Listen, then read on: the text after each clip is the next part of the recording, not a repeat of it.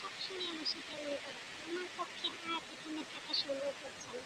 তোমার এই যন্ত্রণা আমি আর সহ্য করতে পারবো না। যাবা না, সবসময় তুমি আমার সাথে এরকম করো। শোনো আমার জান, তুমি এরকম করো না আমার সাথে। আসলে আমি একটা ছোট্ট ভুল করে ফেলেছি, আমার আর এই ভুল হবে না। শোনো না, একবার শোনো। যেও না রাত্রে, এরকম করে আর যেও না। দাঁড়াও না, দাঁড়াও দাঁড়াও। টুনিটা কোথায় গেলে? টুনিকে আমি কোথায় খুঁজে পাবো? ওর সাথে কথা না বলে তো আমি যেতেই পারবো না। ওর জন্য তো মনটা অনেক খারাপ হবে। আসলে আমি তো থাকতেই চাই, কিন্তু এই লোকটা সব সময় আমার সাথে এমন করে।